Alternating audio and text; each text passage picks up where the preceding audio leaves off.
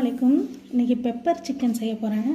அதுக்கு 1 kilo chicken, garam masala ஒரு 1½ spoon, மிளகாய்த்தூள் ஒரு 2 ஸ்பூனு, மஞ்சத்தூள் ஒரு 1 ஸ்பூன், இஞ்சி பூண்டு பேஸ்ட்டு 2 டேபிள் ஸ்பூன், ஒரு 3 மீடியம் சைஸ் வெங்காயம், ஒரு 2 பச்சை மிளகா, கொஞ்சமாக கொத்தமல்லி தழை. இதுக்கு தேவையான அளவு எண்ணெய், ஒரு ½ டீஸ்பூன் அளவு தயிர் ஊற்றினா போதும். இதுதான் இதுக்கு தேவையான பொருள். வாங்க எப்படி செய்கிறதுன்னு பார்க்கலாம்.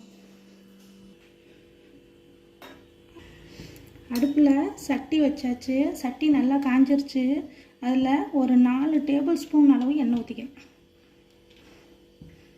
போதும். ஃபஸ்ட்டு இந்த 3 வெங்காயத்தை போட்டுக்கணும்.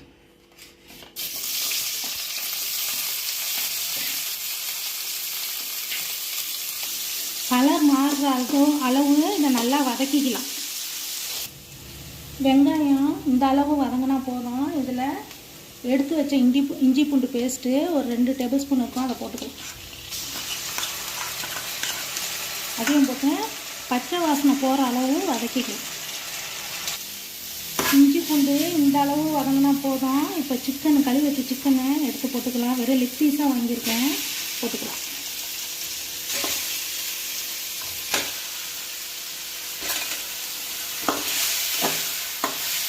நல்லா வதக்கிக்கலாம். இப்போ சிக்கன் தீயாமல் இருக்கிறதுக்காக ஒரு டம்ளர் அளவு தண்ணி ஊற்றிக்கலாம். போதும். சிக்கனை மூடி வேக விட்டுக்கலாம். இப்போ வேகிற சிக்கனில் ஒரு 2 பச்சை மிளகாய் கீறி வச்சுருக்கேன், அதை போட்டுக்கலாம். மஞ்சத்தூள் ½ டீஸ்பூன் போட்டுக்கலாம். மிளகாத்தூள் ஒரு 2 டீஸ்பூன் போட்டுக்கலாம். இந்த அளவு போட்டால் போதும், முழுகு ஜீரகம் போடுறதுனால. இதுக்கு தேவையான அளவு உப்பு போட்டுக்கணும்.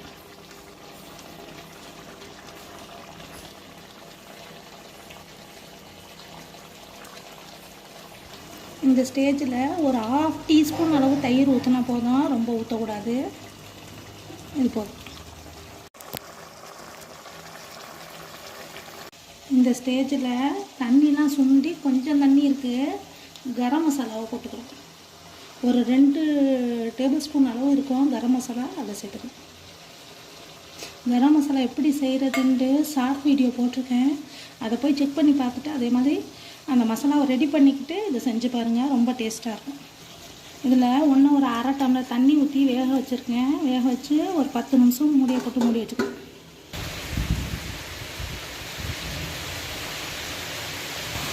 செம்ம மழை பெஞ்சிக்கிட்டு இருக்கு.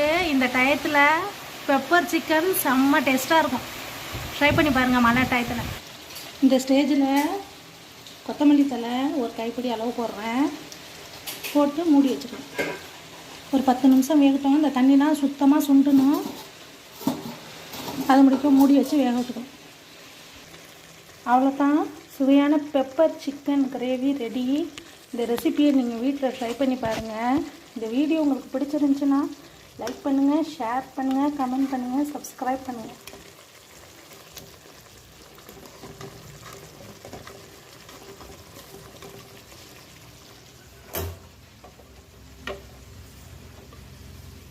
தேங்க்யூ.